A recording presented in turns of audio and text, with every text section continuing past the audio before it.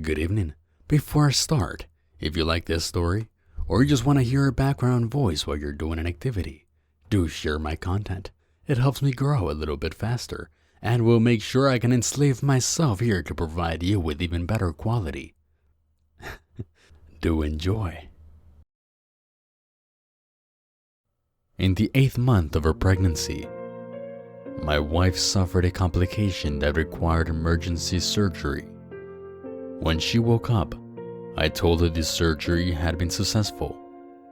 Her reaction was nothing short of terrifying. She didn't say anything at all. She just slowly reached down to her belly, her eyes widening for a moment. Then she started laughing. It was a deep, humorless chuckle that made the hairs on the back of my neck stand up. I had to repress a shudder as I asked her what was wrong, but she ignored me. Instead of answering, she began to scream.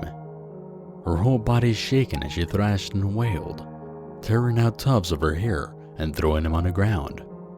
I kept asking her what was wrong, but she wouldn't answer. All of a sudden, she was completely silent. She raised one hand up high. She paused for a moment, our eyes locked, and she brought her hand down with all of her strength, plunging her long fingernails into her stomach. She tore her stomach with such fever ferocity that I was sure she would rip it open. I grabbed hold of her wrists, and with great effort, I managed to wrestle them down next to her sides. I used the restraints on the rails of the bed, and her whole body suddenly went limp, as if she was too weak to move. I sat down beside her bed. I could hear my voice shaking as I tried desperately to calm her down. "It's alright, honey. It was just a small complication after all. Soon we'll have a beautiful baby boy, our son. It'll be worth it then." She slowly turned her head towards me. Her eyes were dead, devoid of humanity. She began whispering, her head lolling limply around on her shoulders. I leaned in close to hear what she was saying. It was just one sentence, repeated over and over. "Get it out of me." She refused to speak at all for the next week. Sometimes she would just lay there, totally limp and motionless. Other times she would scream and pull out her restraints until her wrist bled. I tried calming her down, telling her that this was a good thing. I brought her baby clothes, her favorite foods, but nothing I did reached her. Finally, after a week, she went into contractions. As soon as the baby came out, it was clear something had gone horribly wrong.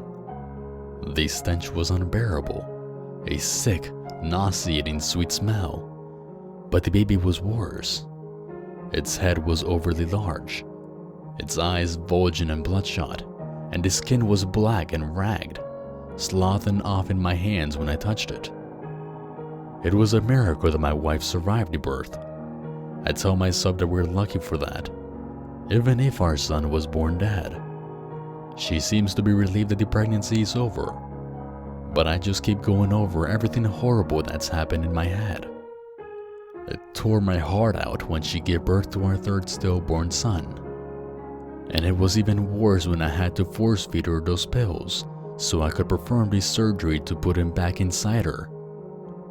If we're going to hold our marriage together through this strategy, we'll both need something to look forward to. I think I'll go tell her I'm ready to try again. Maybe it will cheer her up this time.